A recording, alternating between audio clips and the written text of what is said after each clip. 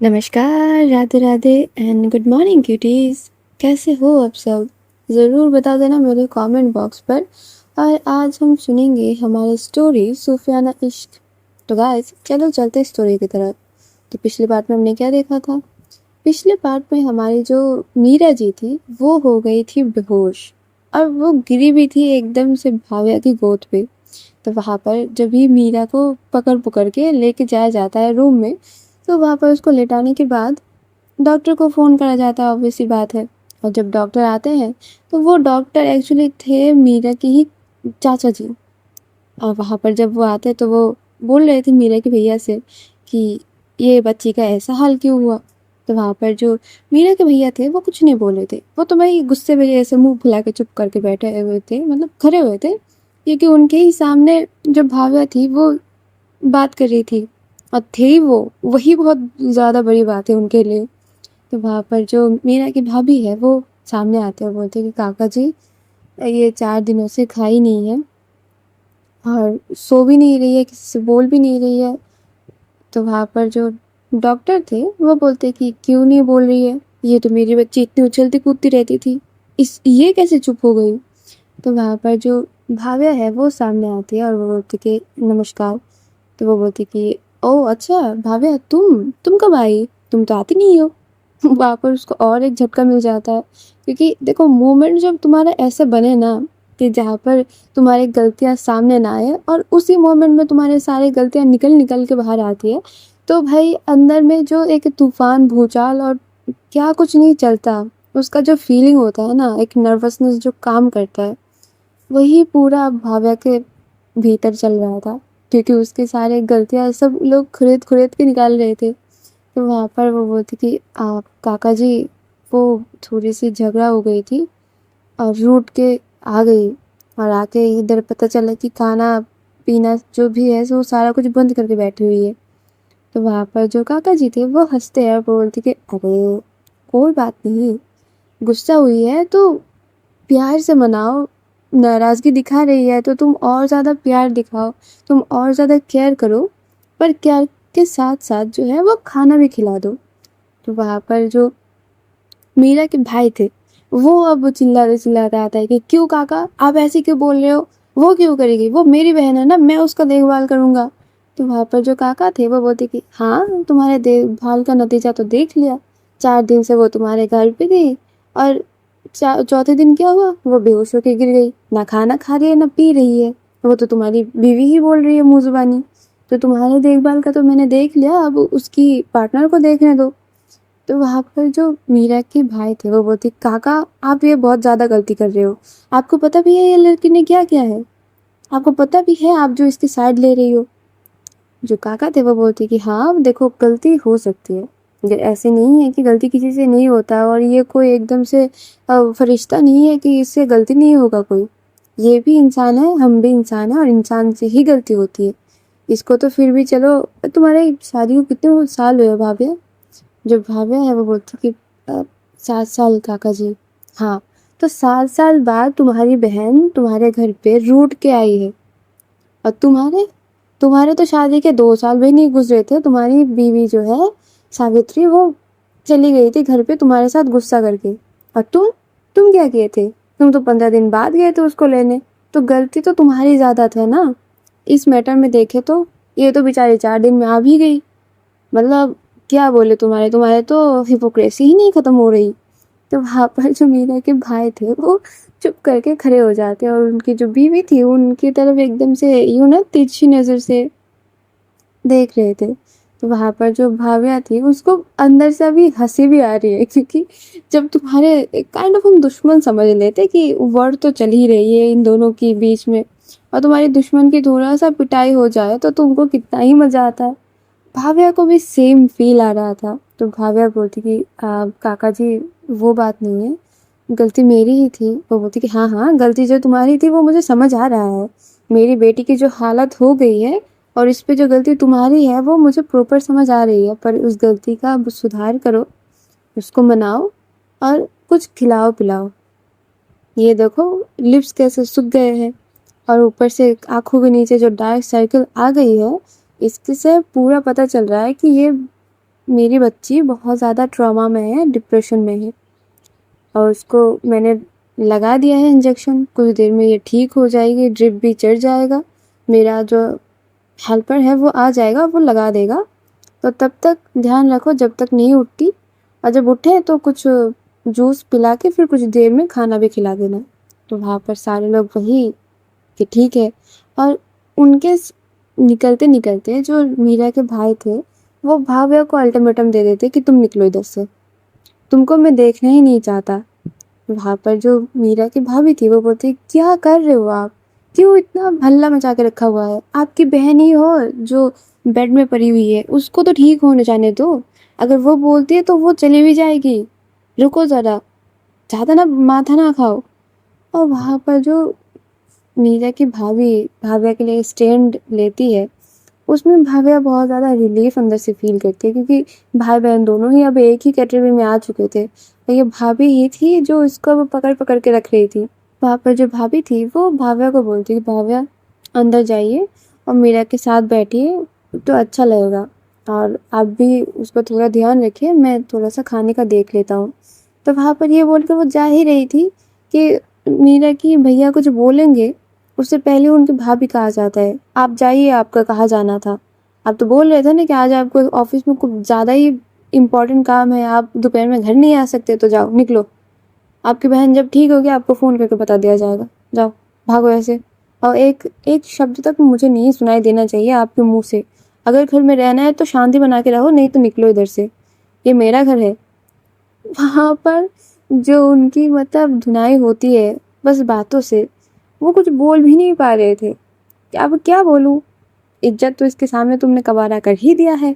तो वहाँ पर भाव्या चली जाती है और उसके जब जाती है तो देखती है कि जो तारा है वो बस मीरा के हाथ पकड़ के बस बैठी हुई है, और ये देखकर भाव्या को बहुत ही ज़्यादा मतलब अच्छा भी लगता है, और अंदर से फील आता है कि इन दोनों की बॉन्डिंग अंदर से कितनी ही अच्छी है।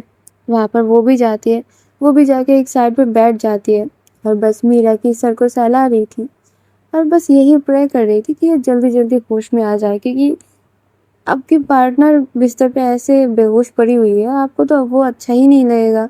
भाव्या की भी वही सेम थी। और दूसरी तरफ क्या हो रहा था, दूसरी तरफ हमारी चांदनी जी, दूसरी तरफ हमारी चांदनी जी तो भाई रो रो के ऐसे मानो कि जो हॉस्पिटल है उसी को ही एकदम से बहा दे। नीचे के पापा तक चांदनी को शांत नहीं करवा पा रहे थे, वो इतना ज़्यादा रो रही थी। और ऊपर से उस हॉस्पिटल में अब आ भी गए थे, जो नीचे की मम्मी थी, दादी थी, भाभी थी, और जो आकाश भैया थे, वो सारे लोग आ चुके थे।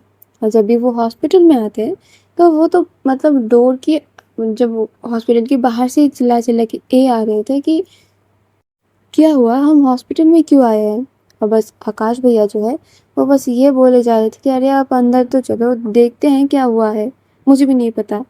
और ये सारे लोग आकाश की इतना ज़्यादा दिमाग गर्म कर रहे थे, क्योंकि उसको तो पता था ना कि क्या हुआ है, बंदा अपना ही फीलिंग नहीं जाहिर कर पा रहा था कि हाँ मेरी बहन की ही एक्सीडेंट हो चुकी है, और ऊपर से ये लोग अलग ही इसकी माथा गर्म कर रहे हैं। तो फिर भी ये लोग अंदर तो आते हैं, और अंदर आके जब देखते हैं कि चांदनी इतना ज़्यादा बहक के रो रही है, और उसके ऊपर जो उसके पापा जी थे, मतलब नीरजा के पापा, वो उसको शांत भी नहीं कर पा रहे थे, उनकी भी अलग दिमाग ख़राब, उनकी भी अलग हालत ख़राब हो रखी है। तो वहाँ पर नीरजा की मम्मी आती है और आके बोलती है कि क्या हुआ, ये रो क्यों रही है इतना ज़्यादा। तो वहाँ पर वो अब कुछ नहीं बोल रहे थे, मतलब ये होता है ना कि शॉक्ड भी, ऊपर से तुम आके पूछ रहे हो और तुमको कैसे बताए। तो जो आकाश भैया थे वो उनकी मम्मा को पकड़ते हैं, वो बिठाते हैं साइड की चेयर्स पे, और बोलते कि मम्मा शांत हो जाओ, जो भी है अब ठीक हो जाएगा, आप इतना ज़्यादा परेशान मत हो। वहाँ पर नीरजा की मम्मी बस यही पूछे जा रही थी कि तू बताएगा कि नहीं कि हुआ क्या है। जो आकाश भैया है वो बोलते कि नीरजा का एक्सीडेंट हो गया है, और पता नहीं वो आगे डॉक्टर से बात करके पता चलेगा।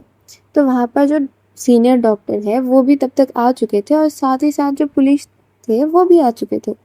वहाँ पर पुलिस और डॉक्टर एक दूसरे से बात करते हैं, और डॉक्टर ये बोलते हैं कि अभी तो इनका फुल चेकअप नहीं हुआ है, जब होगा तब बता दिया जाएगा। और जो पुलिस है वो आते हैं नीरजा के पापा के पास कि आपको क्या करना है, केस करना है कि ये तो केस बनता ही है। तो वहाँ पर जो अंकल थे वो बोलते कि हाँ हाँ आपको जो करना है आप वो करिए, अब बाकी का हम बाद में देखेंगे। जो पुलिस है वो बोलती कि ठीक है, डॉक्टर के से बात करने के बाद वो हम आपसे आके बात करेंगे, आपको आने की कोई ज़रूरत नहीं है। और ये करके जो पुलिस है वो साइड हो जाती है और जो डॉक्टर है वो चेकअप करने के बाद वो उनकी ब्लड टेस्ट रिपोर्ट देखती है, वो सारा जो रिपोर्ट्स है वो सारा कुछ वो देखते हैं और आके बोलते कि ये क्या पियक्कड़ थी या नशेड़ी थी। मतलब सीधा कि यही बात। वहाँ पर जो नीरजा के पापा थे वो उनको इतना ज़्यादा गुस्सा आ जाता है, वो आके बोलते कि ना ये पियक्कड़ थी ना ये नशेड़ी थी, ये मेरी बच्ची फुल स्वस्थ थी और इसका दिमाग अच्छे से काम करता है कि ये नशा तो नहीं करती। तो वहाँ पर जो डॉक्टर थे वो बोलते ये देखो ब्लड टेस्ट की रिपोर्ट में तो सीधा सीधा दिखाया जा रहा है कि ये ड्रग लेके हालत में थी, तो हम कैसे मान लें आपकी बात पे। और वहाँ पर जो पुलिस थे वो और ज़्यादा मतलब वो कर रहे थे कि हाँ तो शायद यही हो सकता है। तो होता है ना कि नज़र का ही बात लोग पढ़ लेते हैं। तो वहाँ पर नीरजा के भाई और नीरजा के पापा मिलके भिड़ जाते हैं डॉक्टर के साथ कि ये कैसे अंडे बातें वो कर रहे थे। और इधर चांदनी को जब ये पता चलता है और बाकी घर वालों को जब ये पता चलता है, वो लोग ऐसे ही रो रहे थे। अब तो उनके ऊपर पहाड़ टूट पड़ा था कि ये क्या बोल रहे हो, ये जो बंदी जल्दी से दारू को छू के भी नहीं देखती उसको नशेड़ी बोला जा रहा है। तो वहाँ पर जो डॉक्टर के साथ थोड़ा बहुत तो मतलब उनका कैओस मच जाता है। जो पुलिस है वो आता है और बोलती कि आप अपनी बेटी का पूरा रिकॉर्ड बताइए कि ये कितना कितना पीती है और इसका लिमिट क्या है। वहाँ पर जो नीरजा के पापा थे वो बोलते कि मैं इस हॉस्पिटल की कोई भी रिपोर्ट को मानता ही नहीं हूँ, मैं खारिज करता हूँ ये सारी रिपोर्ट्स को, मुझे अपनी बेटी को इधर से शिफ्ट करवाना है। जो डॉक्टर है वो बोलते कि पर हम तो इसी हॉस्पिटल का रिपोर्ट को सही मानेंगे। जो नीरजा के पापा थे वो भिड़ जाते हैं पुलिस वाले के साथ भी। जो पुलिस वाला है वो उनको धमका रहा था कि आप ऐसे कैसे कर सकते हैं, हम पुलिस वाले हैं। पुलिस वाले और इन सताए हुए को और ज़्यादा सता रही थी। तो वहाँ पर जो दो महिलाएं खड़ी हुई थी, मतलब जो नीरजा को लेके आए थे, वो भी अब तक नहीं जा पा रहे थे क्योंकि उनको बोला गया था कि जब तक पुलिस नहीं आते और आपका बयान नहीं ले लेते आप इधर से निकल नहीं सकते। और वो भी खड़े होकर बस सारा कुछ देख रहे थे। तो जब भी ये मामला थोड़ा सा इन दो पार्टीज में ठंडा होता है तो पुलिस जो है वो जाते हैं उन गवाहों के पास। उनके पास जाके ये पूछा जाता है कि आप बताइए ये आपको कैसे हालत में मिली। और ये तो सीधे साधे इंसान बोल भी देते हैं कि हाँ ये हमको रोड पे गिरी हुई मिली और ऐसे गिरी हुई थी जैसे कि हाँ एक्सीडेंट हुआ है और इसके सर में थोड़ा सा यूँ कट लगा हुआ है। और ऐसा होता तो जाहिर सी बात है किसी ने टक्कर मारा होगा। तो वहाँ पर जो पुलिस वाला है वो अपने आप से ये सीन बना लेता है कि हाँ ये पियक्कर है, पी हुई थी, शायद रोड से चल रही थी, किसी ने धक्का लगा दिया और हो गया आपकी बेटी का काम। और वहाँ पर जो नीरजा के पापा थे उन्होंने ये भी बोला था कि हाँ इसके पास कार तो थी ही। तो मतलब सारी चीज़ों को मिला के नीरजा को ही दोषी करा जा रहा था। वहाँ पर जो आकाश थे वो जल्दी से जल्दी अपनी कॉन्टेक्ट्स लगा के फिर वो ये तैयार कर लेते हैं कि अच्छा ठीक है अभी मेरी बहन इधर तो रहेगी नहीं, मैं इसको और कहीं हॉस्पिटल में चेक करवाऊँगा क्योंकि जो डॉक्टर है ये इस पे ही खोट है। तो वहाँ पर से इसको जल्दी नीरजा को जल्दी जल्दी शिफ्ट कराया जाता है। और जो पुलिस थे वो भी कुछ नहीं बोल पाते क्योंकि हायर ऑर्डर्स थे और उनको वहाँ पर जाना पड़ता है। और जब भी जाते हैं और दूसरे हॉस्पिटल के जब डॉक्टर्स ये चेकअप कर रहे थे तो वो ज़्यादा गरिया रहे थे डॉक्टर्स को क्योंकि नीरजा को ज़्यादा अच्छे से ट्रीट ही नहीं करा जा रहा था। और जब भी नीरजा के घर वालों को ये चीज़ पता चलता है कि उस हॉस्पिटल में इसको अच्छे से ट्रीट ही नहीं किया जा रहा था, ये लोग तो और परेशान और रोए। मतलब रोना तो एक लिमिट, उसके लिमिट से बाहर जाके रो रहे थे सारा कुछ। जो चांदनी थी वो तो अब रो रो के अब उसकी आंखों से भी पानी नहीं निकल रहे थे। नीरजा की मम्मी की हालत तो थोड़ी थोड़ी देर में ख़राब हो जा रही थी। जो दादी थी उनका बीपी हाई हो रहा था। जो भाभी थी वो अकेली इन 3 लोगों को संभाल रही थी। और ऊपर से नीरजा का फ़ोन जो है वो बजे जा रहा था क्योंकि जो गवाह थे उन्होंने फ़ोन हैंडओवर कर दिया था। तो वहाँ पर जो फ़ोन आ रहा था वो महर की आ रही थी। अब वो महर की तरफ हो क्या रहा था, महर बस सुबह सुबह आई थी रेडी वेडी होके कि वो ऑफिस जाएगी। अब वो उसी वजह से नीरजा को फ़ोन भी कर रही थी, पर उसके जो पापा थे वो उसको थोड़ा-सा बुला लेते कि महर आओ, तुमसे थोड़ा-सा बात करना है। जो महर है वो जाती भी है उसके पास और जाके बोलती कि जी पापा बोलिए। तो उसके पापा बोलते कि महर तुम जो ये कर रहे हो ये अच्छा है क्या? मतलब इसका कोई लॉजिक बनता है? जो महर है वो पूछती है कि पापा क्या चीज़ की बात कर रहे हो? तो वहाँ पर उसी टाइम पे महर की मम्मा जो है वो चाय और कुकीज़ लेके आ चुकी थी। वो चाय सर्व करते-करते वो सुन रही थी बस इन दोनों की बात। तो वहाँ पर जो महर के पापा थे वो बोलते कि ऐसे क्या सुन रहे हो? बैठ ही जाओ, तुम्हारा ही घर है, तुम्हारे ही पति और बच्चे हैं, सुन भी लो। तो वहाँ पर वो बोलती कि दे तो दूँ चाय पहले, फिर ना सुनते हैं, मज़ा आएगा। और ये कहते हैं वो चाय सर्व करने लगती है और जो महर के पापा थे वो बोलने लगते हैं कि तुम जो ये एक लड़के से प्यार करते हो और अभी ज़िद पे अड़ गई हो कि तुम उसी से शादी करोगी, क्या ये ठीक है?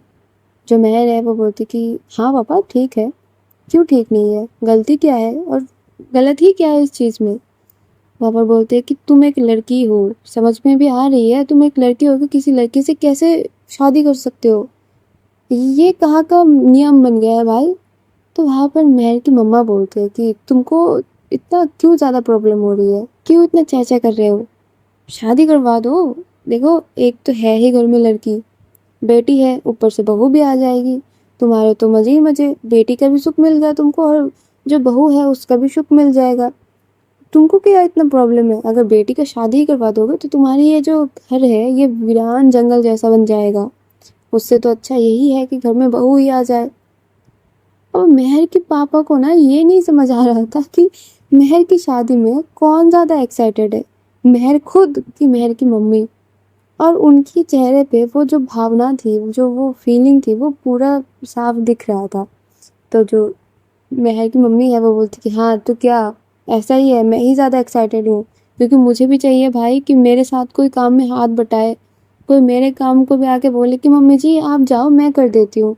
मुझे नहीं चाहिए कि मेरे बेटी इधर से चली जाएगी और फिर मैं घर पे अकेले बैठी रहूँ। तुम्हारा क्या, तुम तो ऑफिस चले जाओगे, तुम्हारा क्या कोई आता वाता रहता है? तुम नहीं आओगे मेरे पास, तो मुझे तो अपना सोचना ही होगा, मैं स्वार्थी हूँ इस चीज़ में। मेहर के पापा कुछ बोल ही नहीं पा रहे थे। जो मेहर है वो बोलती पापा कुकीज़ खाइए, अच्छे हैं बहुत ज़्यादा।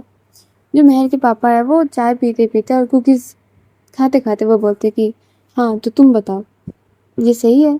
जो मेहर है वो बोलती कि हाँ मम्मी ने भी बोला ना, वो तो पूरा लॉजिक दे के बैठी है, तो सही है ना?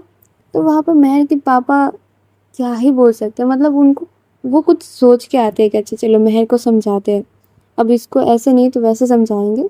तो वहाँ पर मेहर की मम्मी आके पूरा चीज़ को एकदम से वो ब्लेंडर कर देती है और वो कुछ बोल ही नहीं पाते मेहर को। तभी जो मेहर है वो बोलती कि पापा कुकीज़ कैसे है? जो मेहर के पापा है वो बोलते कि हाँ कुकीज़ तो अच्छे ही है, कुकीज़ का क्या करूँ मैं, मेरी बेटी की ज़िंदगी इधर बर्बाद बर्बाद हो रही है और मैं कुकीज़ देखूँ? मेहर जो है वो बोलती कि पापा अच्छे से बताओ कुकीज़ कैसे है? जो मेहर के पापा है वो कुकीज़ खाते हैं, वो बोलते कि बहुत अच्छा है कुकीज़, मैंने इतने अच्छे कुकीज़ नहीं खाए अपनी ज़िंदगी में, और कोई रिव्यू आपको चाहिए मेहर जी? जो मेहर है वो बोलती कि पापा अगर आप मेरी शादी आरती से करवाते हो तो ये वाले कुकीज़ आपको पूरे लाइफ टाइम के लिए फ्री। जो मेहर के पापा है वो बोलते कि मेहर पागल हो गई हो क्या? मुझे कुकीज़ नहीं चाहिए, मुझे तुम्हारे फ्यूचर की चिंता है। जो मेहर है वो बोलती कि देखो पापा जो लड़की इतनी अच्छी कुकीज़ बना लेती है वो कितनी ही अच्छी होगी, सोच के देखो। मेहर के पापा उधर शॉक कि हैं? वो बोलती कि हाँ ये सारे जो कुकीज़ हैं आरती ने बनाए हैं, खा के देखो बहुत मज़े की है। मतलब उधर माँ बेटी मिलके जो उनका उनका बना रहे थे, एक तो एक तरफ से दोनों ही राजी, ऊपर से ये कुछ बोल भी नहीं पा रहे थे। मतलब ये होता है ना कि वो उनको थोड़ा ये चीज़ सेंसिटिव लगा कि मेहर को अगर कुछ उलट पुलट बोल दे और अगर उसकी दिल में वो बात चुभ जाए तो वो अच्छी नहीं होती। और वो उसी चीज़ को थोड़ा सा देख देख के बोलना चाह रहे थे, वो इन दोनों माँ बेटी मिलकर उनका ही पप्पू बना रहे थे। अब वो बेचारे कुछ बोल भी नहीं पा रहे थे, पर उनको कुकीज़ जो है वो बहुत ज़्यादा अच्छे लग रहे थे। वो उनको बहुत चाव से खा भी रहे थे और मेहर की मम्मी दोनों ही वहाँ पर हँस रहे थे इनको देख देख के। तो तभी मैं जो है वो चाय पीते-पीते फ़ोन लगा रही थी नीरजा को, और नीरजा का फ़ोन जो है वो पिक करते हैं आकाश भैया। आकाश भैया फ़ोन पिक करते हुए बोलते कि मेहर, तुम हॉस्पिटल आ जाओ, इधर-इधर हम हैं, तो उसके बाद बात करते हैं। और मैं बस चाय का सिप ले ही रही थी, और जब सुनती है कि वो सारे लोग हॉस्पिटल में हैं, वो चाय का कप रखती है और वो उधर से उठ के जाने लगती है। जो मेहर के पापा है वो बोलते कि मेहर रुको, तुमसे बात करनी है, कहाँ जा रहे हो? जो मेहर है उसका चेहरा का हवाइया ही उड़ चुके थे। वो बोलती कि पापा, शादी तो मेरे आर्टिस्ट से ही होगी और होके रहेगी, आप ही करवाओगे, तो उस बात पे कोई बात करना बस टाइम वेस्ट है। पर ठीक है, आप चाहते हो तो मैं आपसे बात कर भी लूँगी, पर अभी मेरे पास टाइम नहीं है, मुझे कहीं पर जाना है, बाद में बात करते हैं। और ये बोल के जो मेहर है वो उधर से निकल जाती है। जब वो हॉस्पिटल जाके पहुँचती है तो देखती है कि रूम के बाहर की माहौल तो एकदम से बहुत ही अलग है। घर के सारे लोग बाहर बैठे हुए हैं और सारे लोग ही परेशान हैं। जो नीरजा की मम्मी थी वो तो अब बस भाभी के कंधे पे सर रख के, मतलब उनकी आंखें बंद थे। उनके हालात जो है वो धीरे धीरे करके बिगड़ रहे थे। जो दादी है वो भी अब बस रोए जा रही थी, उनकी आंखों से पानी निकले जा रहा था। और जो चांदनी थी वो एकदम से चुप करके बैठी हुई थी। मतलब कुछ देर देर में वो बस रो रही थी और कुछ देर वो चुप करके बैठ रही थी। उसको कोई, मतलब किसी को कोई सांत्वना दे, वो है ही नहीं था उस वहाँ पर। और वहाँ पर जो डॉक्टर थे वो नीरजा के पापा के साथ बात कर रहे थे कि देखिए, हालात पता नहीं इसका इतना ज़्यादा ख़राब कैसे हो गया। अगर शायद वो लोग जल्दी से इसका ट्रीटमेंट शुरू कर देते तो इतना ज़्यादा तो नहीं गिरता। तो जो नीरजा के पापा थे वो बस पूछ रहे थे कि इसको होश क्यों नहीं आ रहा, मतलब खरोच तो ज़्यादा आई भी नहीं है, बस थोड़ा सा कट लगा है, फिर भी इतना ज़्यादा क्यों वो, मतलब क्यों नहीं होश आ रहा है उसको। वहाँ पर जो डॉक्टर है वो बोलते कि देखिए, ये बात मुझे पूरा तो बैकग्राउंड नहीं पता, आप बताइए कि ये थी कहाँ, क्या हाल चाल थे। तो वहाँ पर जो आकाश भैया थे वो बोलते कि ये पार्टी में गई हुई थी, एक बिजनेस मीटिंग था और वहाँ पर बस थी और कहीं पर नहीं। तो जो डॉक्टर थे वो बोलते कि हाँ, शायद इन्होंने थोड़ा सा ड्रिंक्स कर लिया होगा, और जो भी इनकी ब्लड में जो नशा है वो थोड़ा सा तो ज़्यादा मिल रहा है हमको, और शायद इसी वजह से।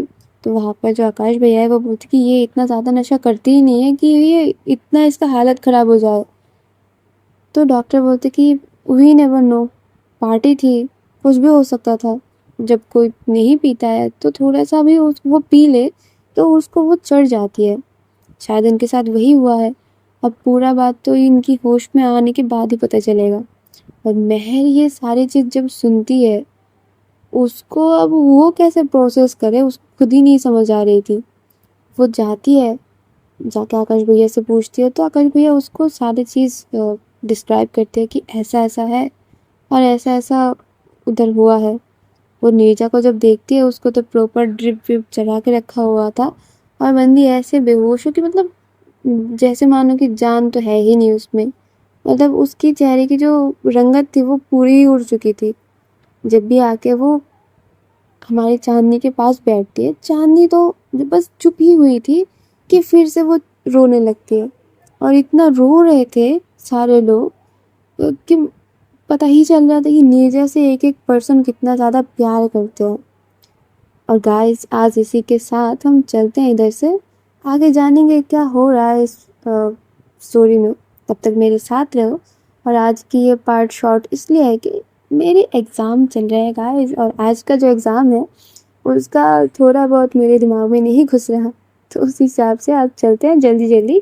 तो तब तक के लिए tata bye bye, Radhe Radhe.